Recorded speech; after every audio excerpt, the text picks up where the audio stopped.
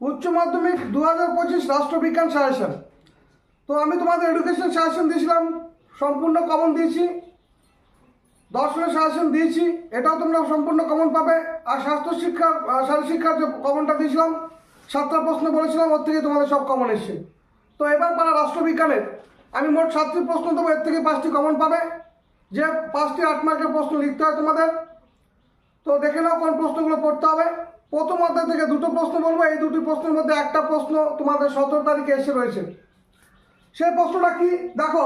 প্রথম হচ্ছে বিশ্বায়ন কাকে বলে, বিশ্বায়নের প্রকৃতি আলোচনা করো। 2 হচ্ছে ক্ষমতা কাকে বলে, ক্ষমতার মূল উপাদানগুলি সংক্ষেপে ব্যাখ্যা করো। অথবা এই প্রশ্নটা ঘুরে আসতে পারে জাতীয় শক্তির উপাদান বিশ্লেষণ করো। আরেকটা প্রশ্ন যেটা ভালো করে দেখবে, জাতীয় স্বার্থের সংজ্ঞা দাও, জাতীয় স্বার্থ রক্ষার বিভিন্ন উপায়গুলি উল্লেখ করো। অথবা এই প্রশ্নটা ঘুরে আসতে পারে বৈদেশিক নীতি নির্ধারণে জাতীয় স্বার্থের ভূমিকা কি, জাতীয় স্বার্থ রক্ষার বিভিন্ন উপায়গুলি উল্লেখ করো। এই 2টো প্রশ্ন থেকে তোমাদের 17 তারিখে একটা প্রশ্ন আসবেই, 200% গ্যারান্টি।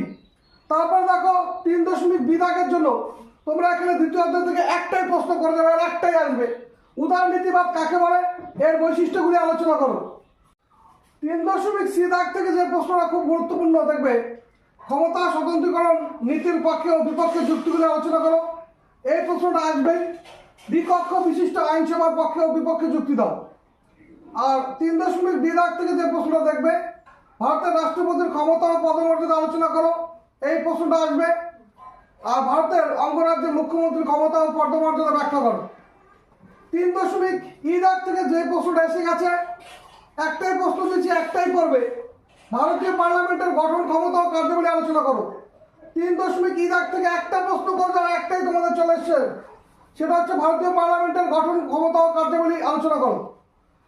3.F দাগে যে প্রশ্নগুলি আসবে সেটা দেখে নাও, ভারতীয় সুপ্রিম কোর্টের গঠন ও কার্যাবলী ব্যাখ্যা করো। এই প্রশ্নটা আসার সম্ভাবনা প্রবল, এই প্রশ্নটা আসবেই। আরেকটা প্রশ্ন দেখে নাও, ভারতের লোক আদালতের গঠন ও কার্যাবলী সংক্ষেপে বিশ্লেষণ করো। সাজেশন দিয়েছি, প্রত্যেকটা বিষয়ের দেখবে সাজেশন আমার প্রশ্নের সঙ্গে মিলে গেছে।